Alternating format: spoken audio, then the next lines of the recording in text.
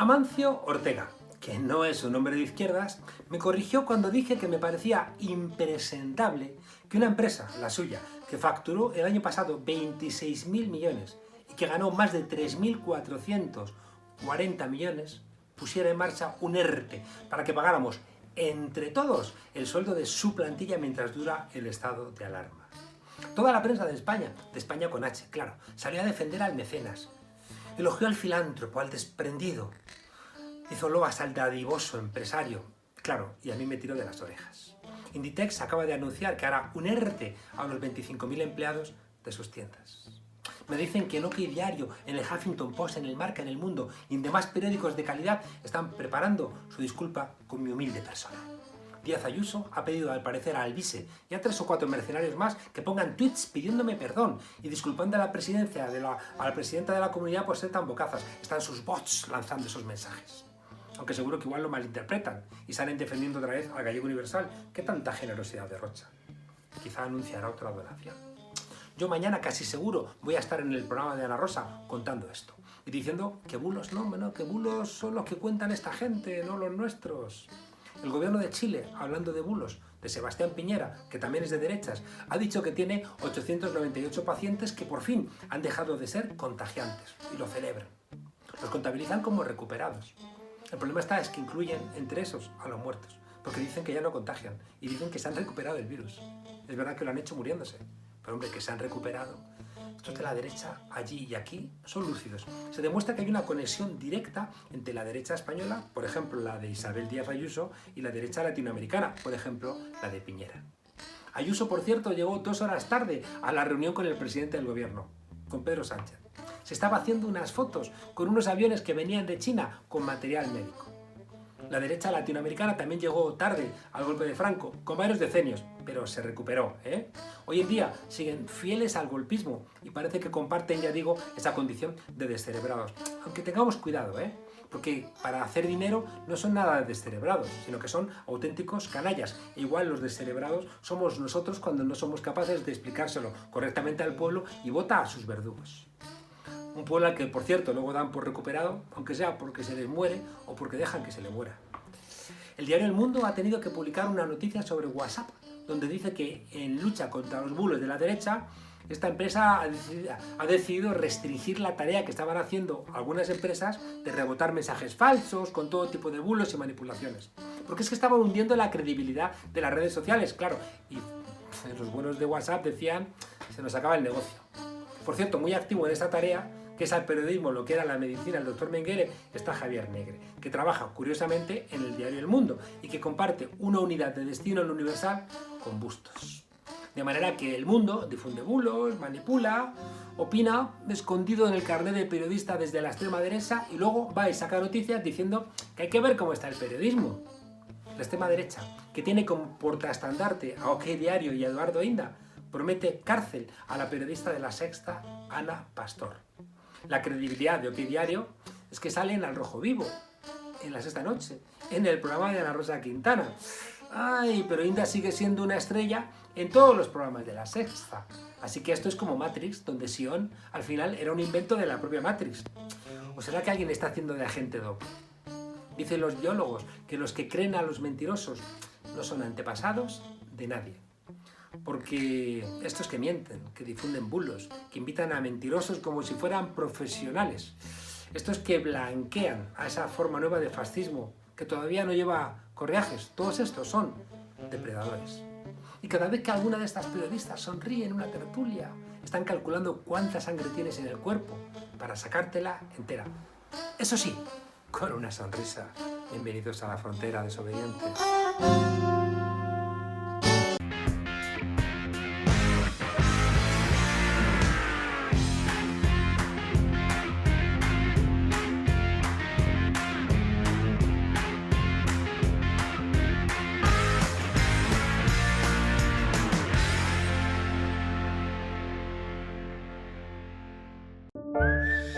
Días de enorme incertidumbre, días de perplejidad, días donde parece que transcurren siglos, igual que a veces hay siglos donde parece que solamente ocurre en días.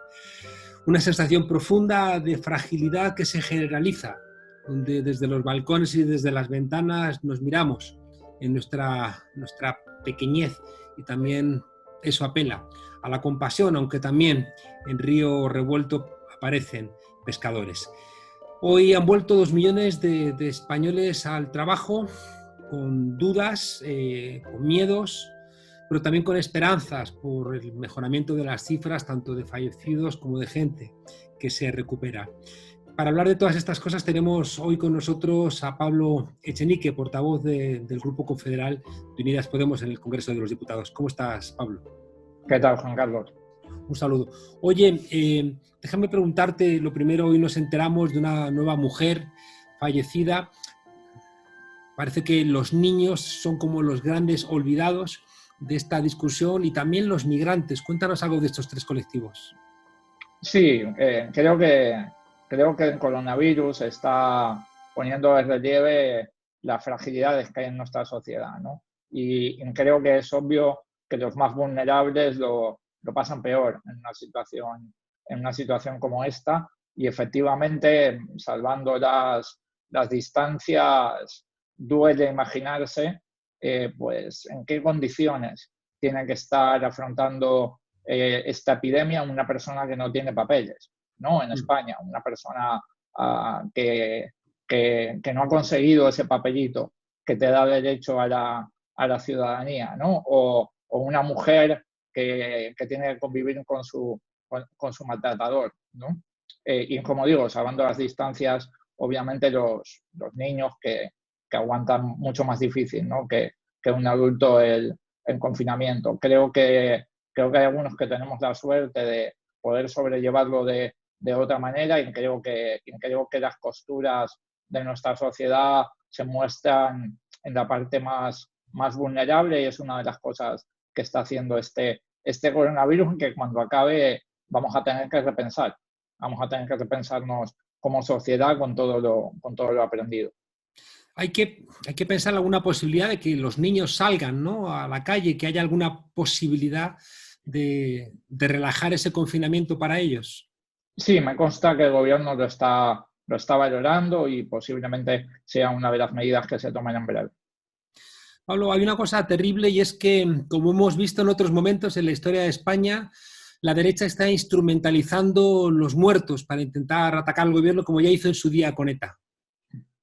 Sí, creo que es duro decirlo, pero cuando Vox llena de ataúdes una foto falsa de la Gran Vía, cuando un eurodiputado de Vox hace un montaje llenando de ataúdes la puerta de Ferraz, cuando esta mañana la portavoz del grupo parlamentario de Vox acusa prácticamente al gobierno de asesinar ancianos, creo que, aunque sea duro, hay que decirlo. Creo que el nivel de miseria moral que estamos viendo en la ultraderecha es difícil de calificar. Yo jamás pensé que fueran a llegar a este nivel, y desde luego es una malísima noticia para nuestro país que haya 52 diputados que se estén dedicando a hacer esto en la peor epidemia que hemos sufrido en un siglo. Hay gente maravillosa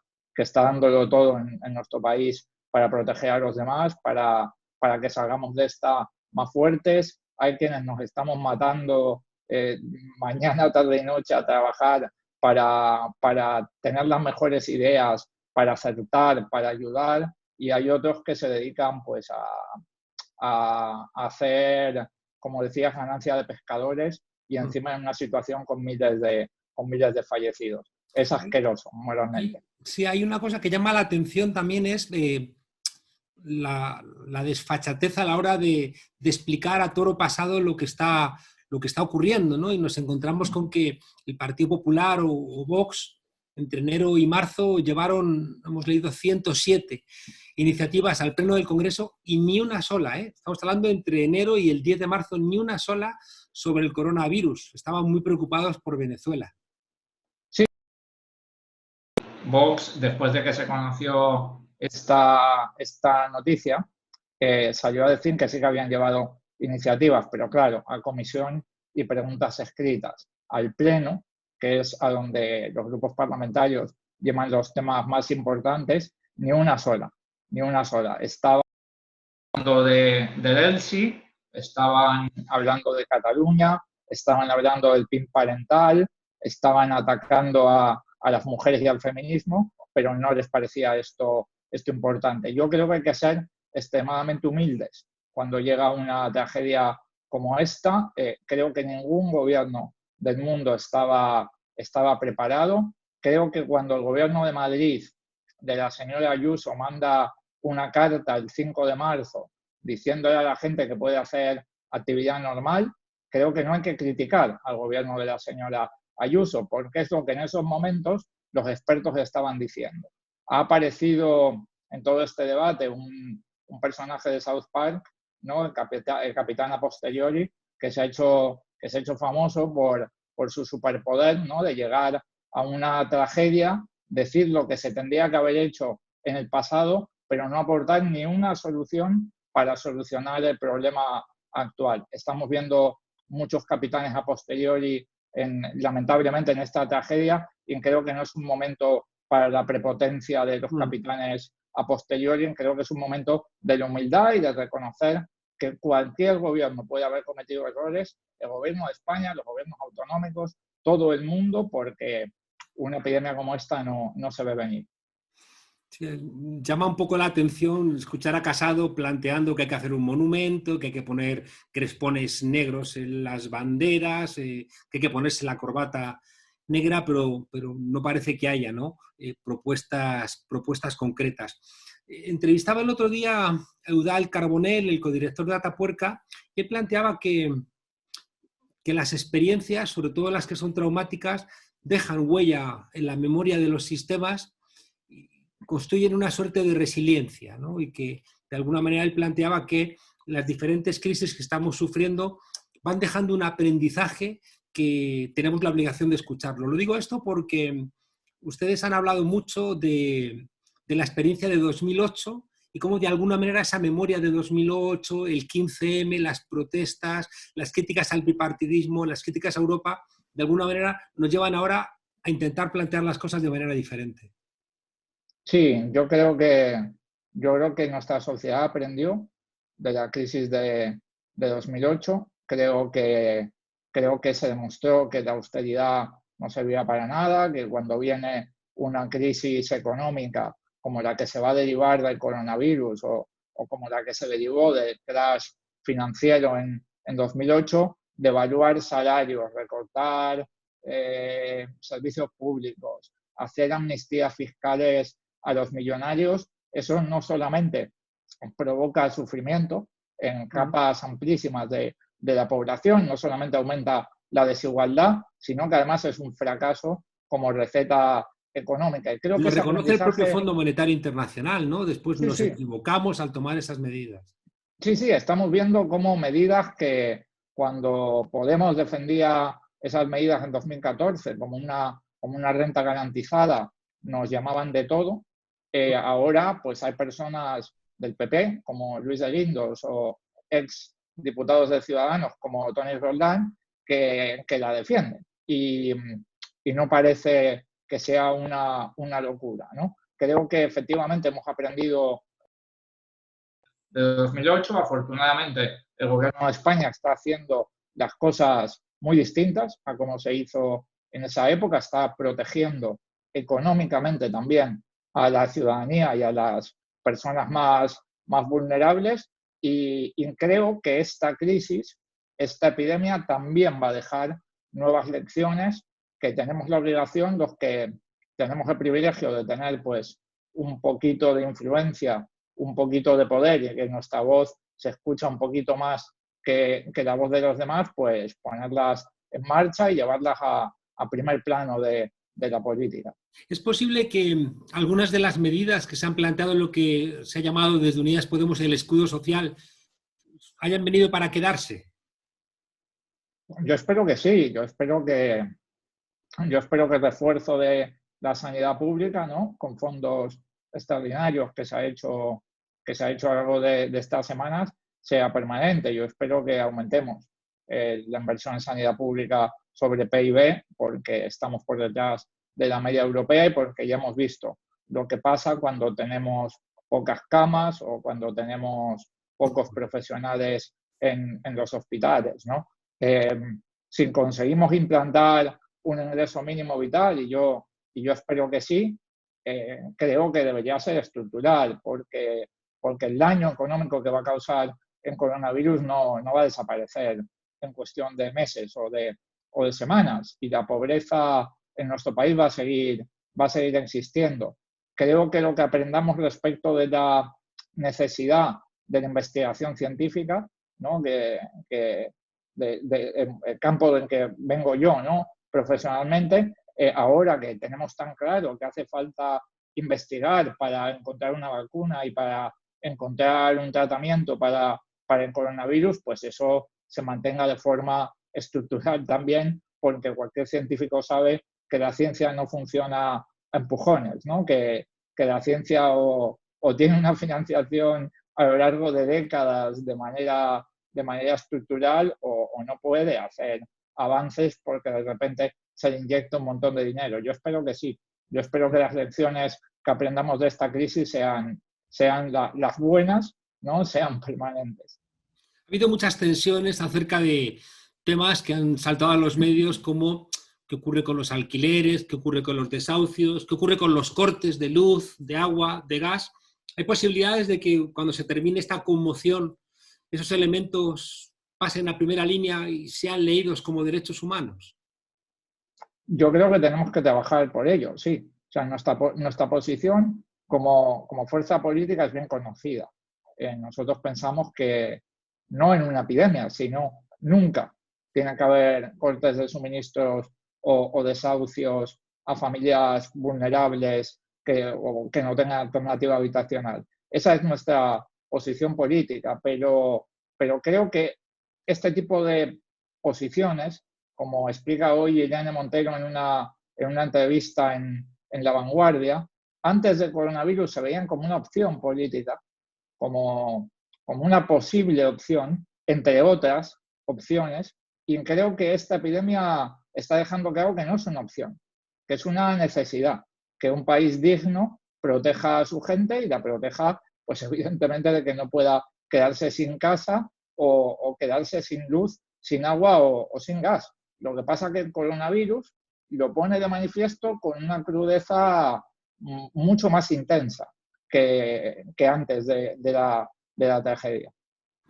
Algunos hemos mirado hoy con cierta perplejidad el regreso de 2 millones de personas a las tareas. No resulta fácil entender cómo estamos diciendo a la gente que no puede ir al entierro de su abuela, pero luego les mandamos el lunes, ¿no? Hoy a trabajar y les ofrecemos una mascarilla y algunas normas.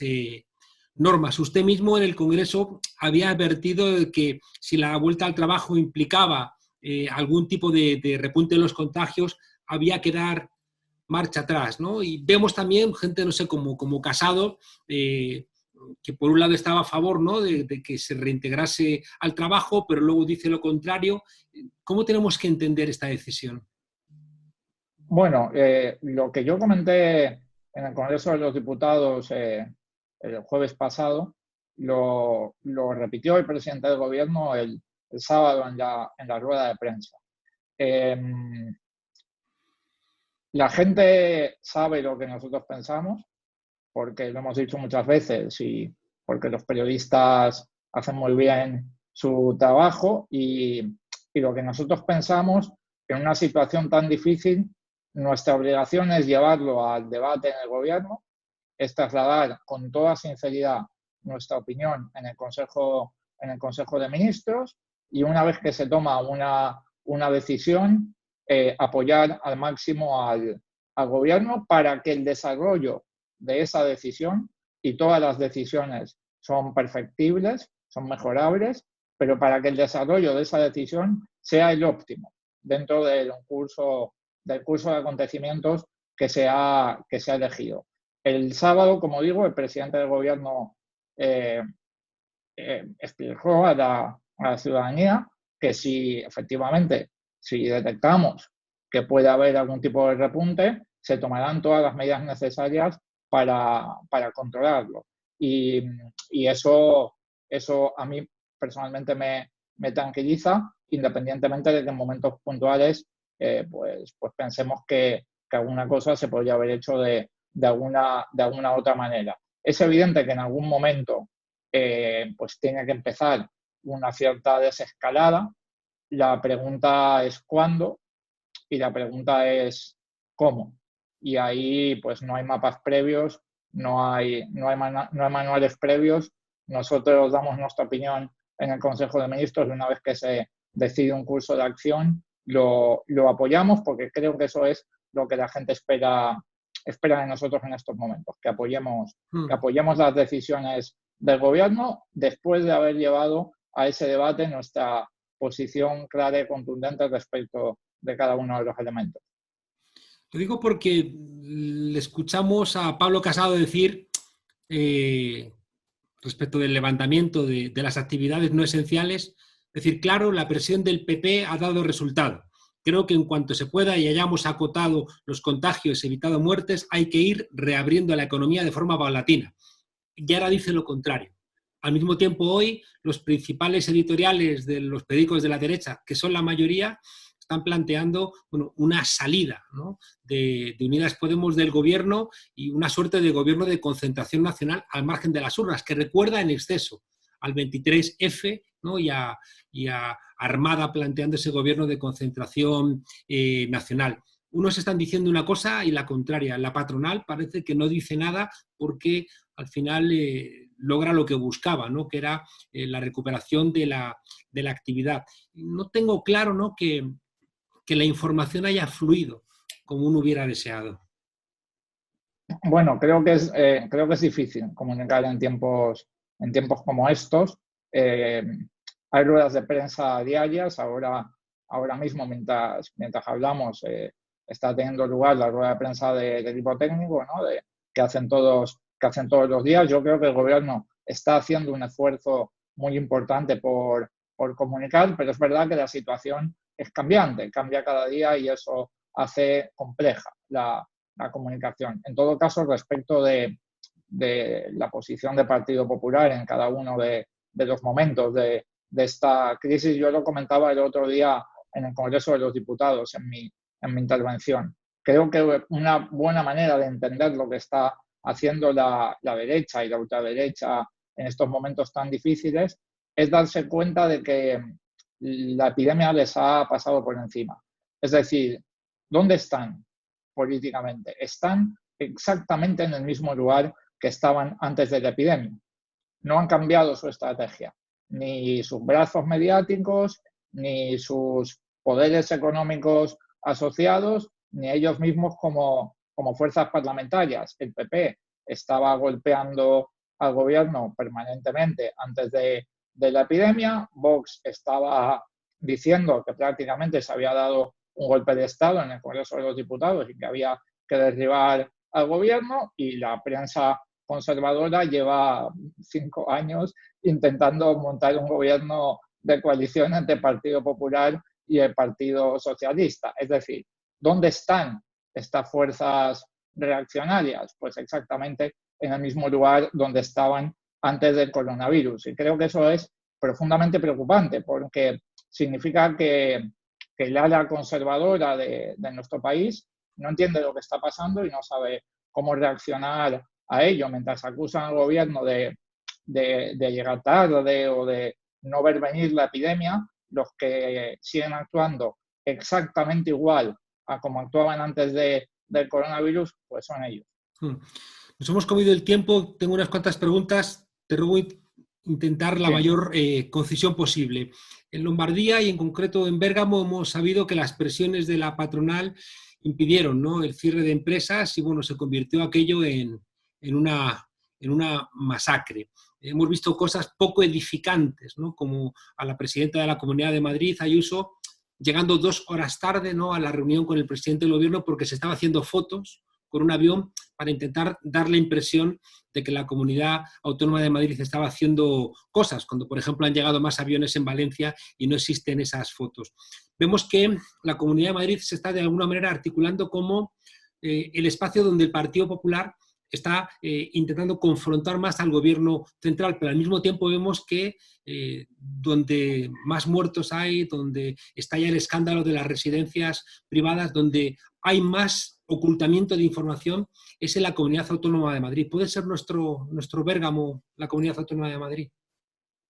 Rápidamente, no, no puede ser nuestro Bérgamo porque el Gobierno de España, con el decreto del estado de alarma, puede asumir tareas si detecta que hay graves problemas, y el Gobierno de España es un gobierno progresista que pone la vida de la gente en primer plano, así que eso no puede pasar en la Comunidad de Madrid, independientemente de quién gobierne la comunidad autónoma. Y segundo, creo que frente a ciertos tipos de comportamientos, creo que la gente decente, lo que tenemos que hacer en esta situación, y en particular el Gobierno de España, es ayudar al Gobierno de la Comunidad de Madrid a que haya la menor cantidad de fallecidos en la Comunidad de Madrid, a que el sistema hospitalario aguante lo mejor posible y a que la crisis económica que van a vivir los madrileños derivada del coronavirus sea lo menor posible y estén lo mejor protegidos económicamente cuando esto pase. No tenemos que actuar como ellos. Si la señora Ayuso quiere dedicarse a hacerse fotos, que se las haga. El Gobierno de España va a ayudar a cualquier gobierno, a cualquier comunidad autónoma, a salvar a la gente en términos de salud y también en términos económicos. Muy rápido también, los ayuntamientos parece que también son, por un lado, lo que está más cercano a la ciudadanía, pero en el debate parece que aparece el Estado central, aparece Europa, aparecen las comunidades autónomas, pero los ayuntamientos están fuera del debate, cuando pueden ser quizá los articuladores de eso que estamos viendo, ¿no? de la reconstrucción social a través de ayuda mutua, a través de grupos que están colaborando para que gente no esté sola, gente pueda alimentarse, pueda pues tener un poco de ese apoyo social, ya digo, que al final nos lleva a lo local, nos lleva a los espacios municipales. Sí, creo que ahí hay un vector de repensamiento de nuestra sociedad muy importante. Hay un montón de grupos espontáneos de ayuda mutua entre la ciudadanía, de grupos de WhatsApp, de gente que ayuda a personas mayores a hacer la compra cuando no pueden salir de casa. Creo que todo eso está surgiendo a nivel local, y creo que también hay una resiliencia que está mostrando el mundo rural, del cual veníamos hablando antes de la epidemia, que también está radicada, ¿no? en el nivel local. Los grandes focos de la epidemia han sido las grandes ciudades, por motivos que son absolutamente evidentes, ¿no? Creo que lo local se va a demostrar como un punto de resiliencia durante esta epidemia, y creo que eso también nos tiene que dar lecciones sobre el futuro, de cómo entendemos que tiene que ser la vida en nuestro país y la arquitectura institucional.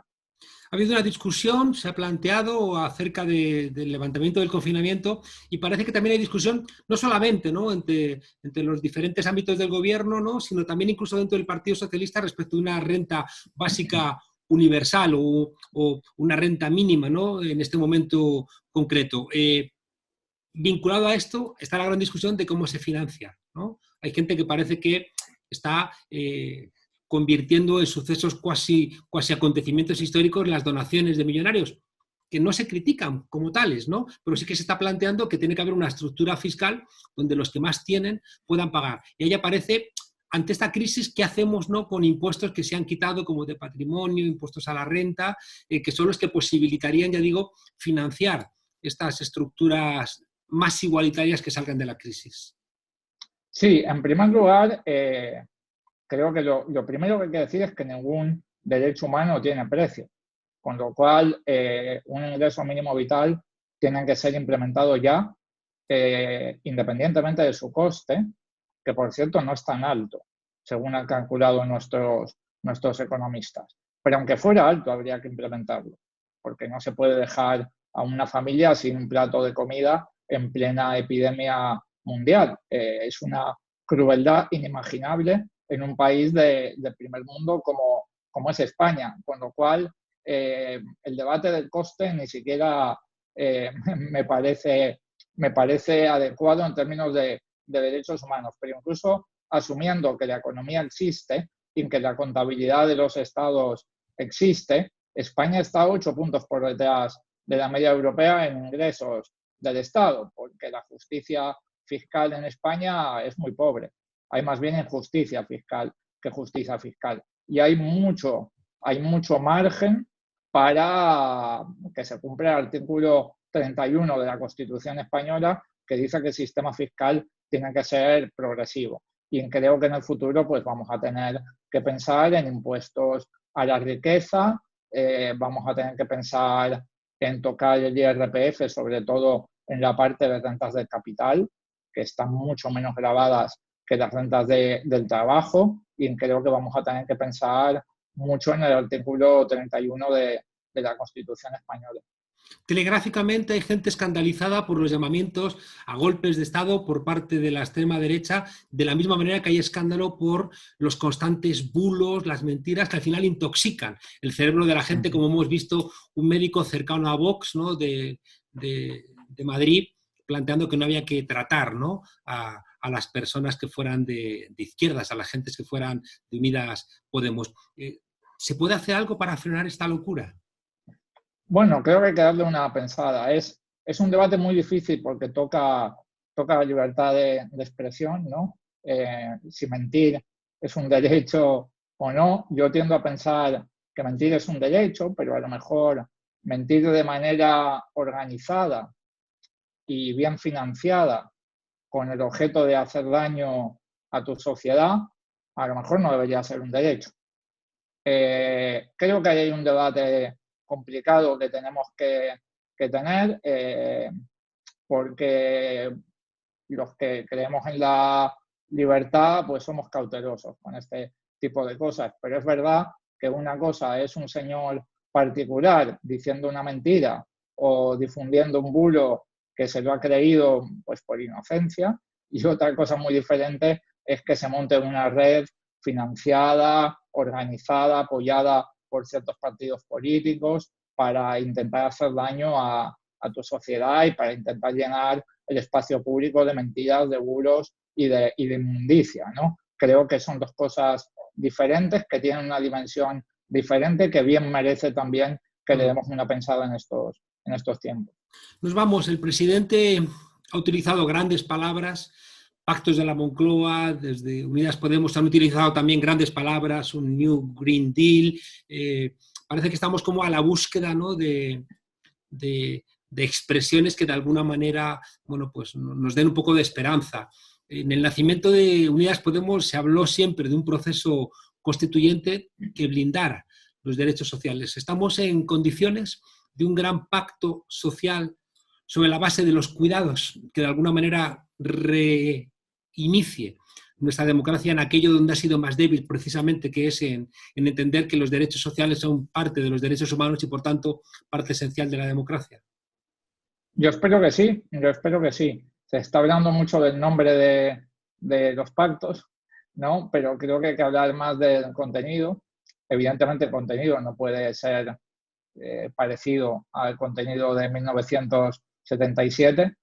Aquello se hizo, entre otras cosas, para frenar una inflación del 30%, ¿no? Que hoy resulta absolutamente inimaginable. Es evidente que los contenidos van a ser completamente distintos independientemente de cómo se llame el pacto, y creo que esos contenidos tienen que tener que ver con lo que hemos aprendido como sociedad en esta tragedia. ¿Y qué hemos aprendido? Pues hemos aprendido que la sanidad pública tiene que ser más fuerte, que el sistema de cuidados tenemos que hacer una revolución en el sistema de cuidados. No puede ser que nuestros mayores acaben su vida como estamos viendo, que acaban su vida en manos muchas veces de empresas privadas que solamente piensan en el máximo beneficio. Es durísimo, es terrible, y además creo que una sociedad se define moralmente por cómo trata a los más débiles, y en particular a sus mayores, y creo que es evidente que cuando hay un problema,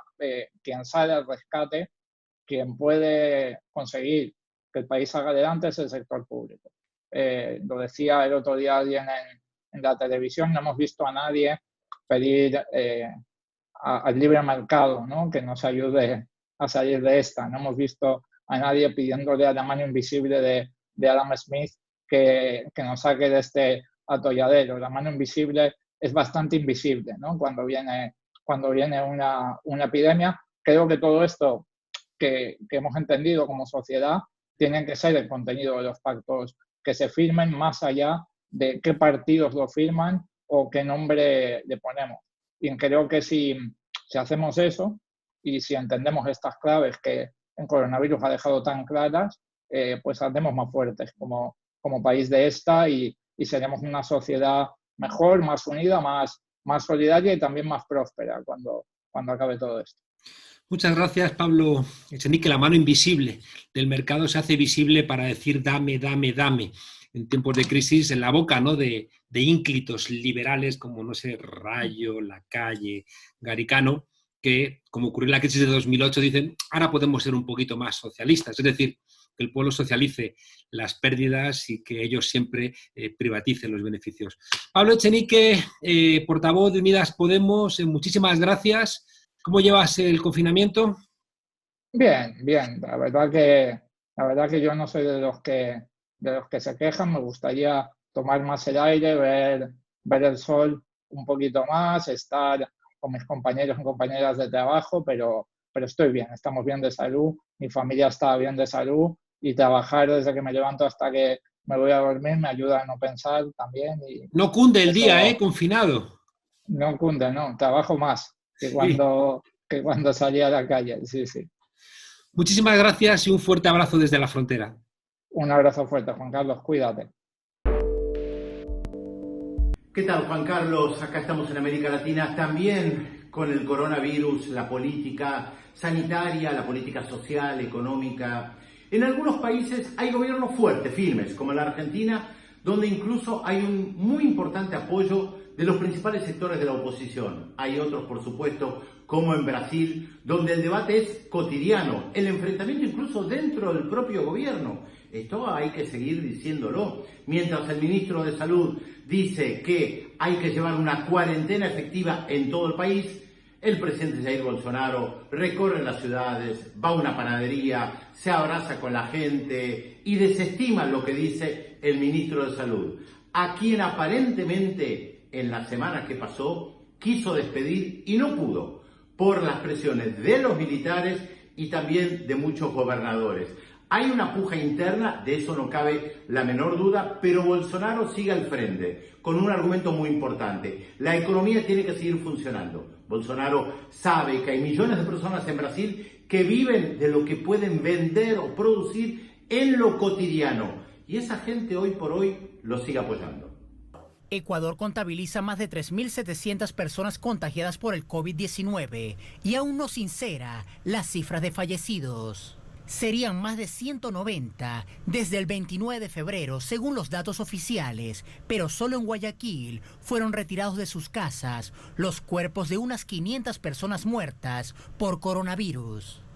El otro caso, te diría, Juan Carlos, donde la política se entremezcla con lo sanitario y con las pujas internas, sin lugar a dudas, es Ecuador. Después de esas imágenes que recorrieron el mundo con ataúdes en las calles de Guayaquil, la ciudad más poblada de Ecuador, apareció una nueva condena en contra del expresidente Rafael Correa. Esto ya parece una obsesión de Lenín Moreno, el actual presidente, que desde que rompió con Rafael Correa, lo único que pretende hacer es aislarlo de la política. Una nueva condena en contra de Correa, 8 años de prisión y además 25 años de inhabilitación política. Antes se hacía responsable a los correístas de las protestas en octubre del año pasado. Ahora se los hace responsable de difamar al gobierno por todo lo que pasa en Guayaquil y en el resto del país. Sin embargo, esto tiene un solo objetivo: evitar que Correa y su gente se pueda presentar en las elecciones de febrero del año que viene. Claro, esas elecciones por ahora están muy lejos, pero el objetivo de Lenín Moreno es muy claro: inhabilitar para siempre a Rafael Correa.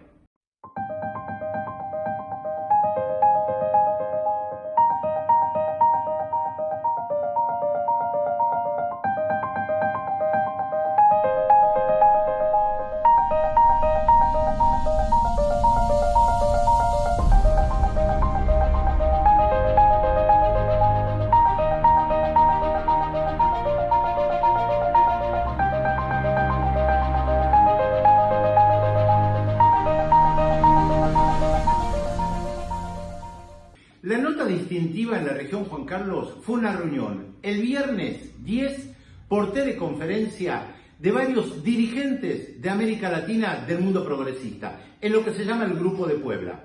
De esa reunión participaron 10 expresidentes, entre ellos Lula da Silva, Dilma Rousseff, Evo Morales, Rafael Correa, Leonel Fernández de la República Dominicana, Luis Solís de Costa Rica. Fue muy interesante ver juntos en una teleconferencia a tantos expresidentes también interactuando con el actual presidente de la Argentina, Alberto Fernández. ¿Qué se debatió ahí? Tratar de dar una respuesta progresista a esta situación que se vive en la región, no solamente ahora, sino pensando en el después. Por eso fue interesante también que participara de la reunión Alicia Bárcenas, de la Comisión Económica para América Latina de Naciones Unidas, la famosa CEPAL. Y hubo algunas definiciones interesantes y fuertes, pensando básicamente en la salud, la igualdad y la solidaridad para todas las personas. Yo creo que si algo bueno podemos sacar de aquí en adelante es la necesidad de entender que aquí nadie se salva solo, como le gusta decir al Papa Francisco. Aquí nadie se salva solo. La salvación es una salvación comunitaria.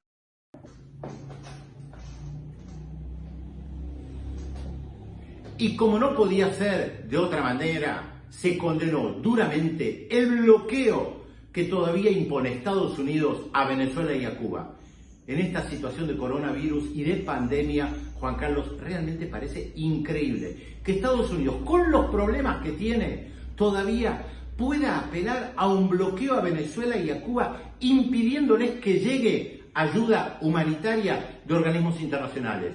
Por suerte para esos dos países está Rusia, está China y están los acuerdos que tienen con otros países todavía. Por eso en el Grupo de Puebla claramente, sin eufemismos, hubo una condena de los Estados Unidos por el bloqueo a Cuba. Y un dato más interesante que planteó Lula da Silva, el Fondo Monetario Internacional, en vez de hablar de la deuda, lo que debería hacer es suministrar medicamentos a todos los países. Esto es, el Fondo Monetario Internacional hoy debería ayudar en vez de agarrar del cuello a los países pensando cómo le va a dar más apoyo financiero que después se convertirá en deuda que, como sabemos, en la historia latinoamericana termina hundiendo a los diferentes países. El BOE declara abolida la propiedad privada de la vivienda. Abolida la propiedad privada, pero vamos a ver, apreciada Isabel, que caen 4 copos de nieve y empiezas a pensar en el Moscú de Lenin. En cuanto termine el confinamiento, prométeme que vas a volver a tu meditación, esa que haces con el cara al sol y las banderas enredándose en tus anillos. Está bien que hayas visto más de 500 veces el Doctor Zhivago. Hombre, pero que yo no soy Strelnikov, que no, Isabel, y que los bolcheviques no han tomado el Palacio de la Zarzuela, y que el BOE no ha abolido la propiedad privada. Vamos a tener que recuperar para vosotros Barrio Sésamo, pero no el Barrio Sésamo que a nosotros nos gusta, ese bolchevique con el que instruimos a los niños en odiar a los demás en la Facultad de Políticas. Uno sencillito. Hoy en Barrio Frontera vamos a aprender a leer correctamente. Clase número 1. Ni todos los políticos son iguales, ni todos los verbos significan lo mismo. Ayudar no es igual a abolir. Vamos a ver un ejemplo. El Boletín Oficial del Estado del 11 de abril del 2020, en su punto 1 habla de ayudas para ofrecer una solución habitacional a personas especialmente vulnerables. Hombre, solución rima con ocupación, pero no es lo mismo. El punto 2 especifica quién puede acceder a esas ayudas. Víctimas de violencia de género, desahuciados, personas sin hogar, vamos, la chumba para los católicos apostólicos y romanos como San Sebastián y los suyos. A eso es verdad, con el Día del Domún están servidos. Y la pasta de la X de la Iglesia, pues para Carlos Herrera y para sus revueltos contra el gobierno. Sigamos, porque en el punto 3 viene lo importante. Las comunidades autónomas pondrán a disposición de la persona beneficiaria una vivienda de titularidad pública o que haya sido cedida para su uso a una administración pública. Y si alguna vivienda privada quiere ofrecerse para esas tareas, entonces se podrán utilizar las ayudas públicas. ¡Ayudas! Para alquilarla. ¿Qué es lo que entiendes tú por abolir la propiedad privada? ¿Dónde pone eso? O sois mentirosos o sois unos imbéciles. Creo que sois canallas, aunque las dos cosas hacen daño. ¿Os dais cuenta de los vientos que estáis sembrando? ¿Por qué ese odio infinito? Un odio más peligroso y contagioso. que el coronavirus. ¿Por qué lo hacéis? ¿Por dinerito? ¿Dónde está la asociación de la prensa? En casos como los de Isabel San Sebastián o Germán Terç o mi amigo Javier Negre sembrando bulos. Es que llueve sobre mojado. Y las amenazas a Antonio Maestre, esas no generan consenso entre los periodistas asociados. Venga, hombre, si alguno es capaz de ir borracho a las tertulias, seguramente que podréis avanzar en defender a algún periodista que no vibre con la caverna. Venga, un gestito. Ah, se me olvidaba, que ellos solamente defienden a periodistas que se sienten acosados por Podemos. Además, deben estar muy ocupados preparando el cartel de la corrida de este año. Isabel San Sebastián, Germán Terç, Cristina Seguí, Eduardo Inda. Anda, que no tienen siniestros. O sois diestros. No lo sé. A mí es que los toros y este tipo de prensa, pues no me interesa mucho. Hasta mañana, desobedientes.